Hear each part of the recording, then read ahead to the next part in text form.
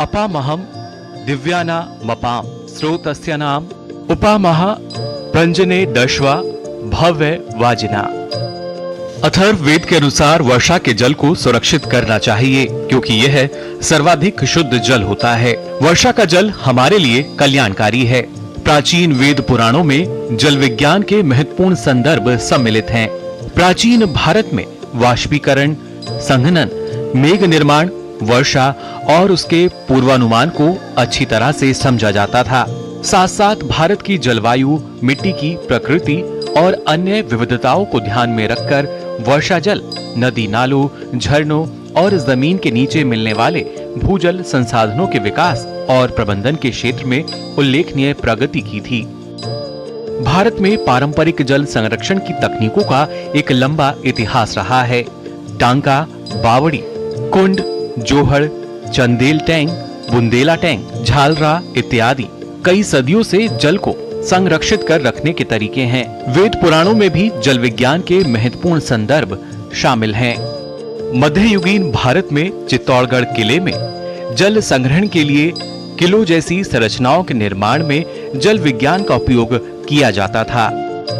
कैसे एक संसाधन के रूप में पानी के प्रबंधन की तकनीक की जानकारी उस समय के लोगों को थी।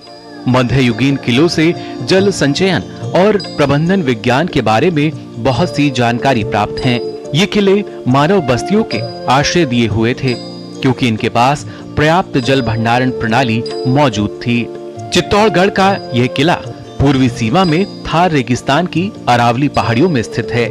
यह एक विशाल अंडाकार पहाड़ी के शीर्ष पर बना है। पहाड़ी लगभग 152 मीटर ऊंची है। किला पूरे शहर को आश्रय प्रदान करता था। एक अनुमान के अनुसार एक समय में इसमें लगभग 50,000 लोगों के साथ ही बड़ी संख्या में हाथी और घोड़े भी रहा करते थे। औसत वार्षिक वर्षा यानी 700 मिलीमीटर से अधिक के वर्ष में किले में अगले 12 महीनों तक पर्याप्त पानी संग्रहित किया जाता था। यहाँ तक कि रिसाव और वाष्पीकरण और अन्य कारणों से जल की हानि के बाद भी 50,000 सैनिकों की सेना किले में 4 वर्षों तक रह सकती थी और वो भी बिना जल की कठिनाई के। एक समय में किले में 84 जल स्रोत थे। आज उनमें से केवल 22 ही मौजूद हैं। इनमें तालाब, कुएं और बावड़ियां शामिल हैं। इनमें पानी किस तरह संग्रहित होता था? ये मूल रूप से भूमिगत स्रोतों और वर्षा जल संचयन स्रोत थे। इसमें भूजल संग्रहित होता है और जल रेत और चट्टान की भूजल संरचनाओं के माध्यम से निर्मित जल युक्त चट्टानी परतों के माध्यम से धीरे धीरे रिसता रहता है। एक जल युक्त चट्टानी परत यानी एक्विफर जब जल से इतना भर जाती है कि उससे भूमि सतह से पानी बहने लग जाए तो उसे झरना कहते हैं। वर्षा जल संग्रहण मूल रूप से जमीन पर गिरे वर्षा के जल का भंडारण करना है जिसका उपयोग बाद में किया जा सके। चित्तौड़गढ़ के किले में सभी तालाबों में प्राकृतिक जल संग्रहक स्रोत हैं। चित्तौड़ के निर्माणकर्ताओं ने न केवल सतही जल को संग्रहित किया बल्कि भूमिगत रिसाव को भी सजेया था। कुंड और बावड़ियां तालाब के नीचे बनाए गए ताकि बाद में होने वाला रिसाव बर्बाद ना हो।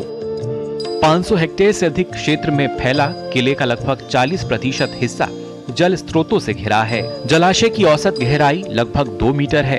यदि इस हिसाब से सभी जलाशयों की क्षमता की गणना की जाए तो सभी लगभग 4 अरब लीटर जल को भंडारित रखते हैं।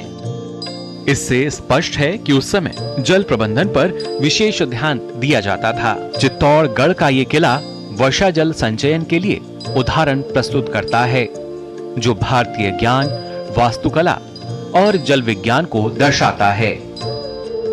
जनेन सिंह की रिपोर्ट, डीडी न्यूज।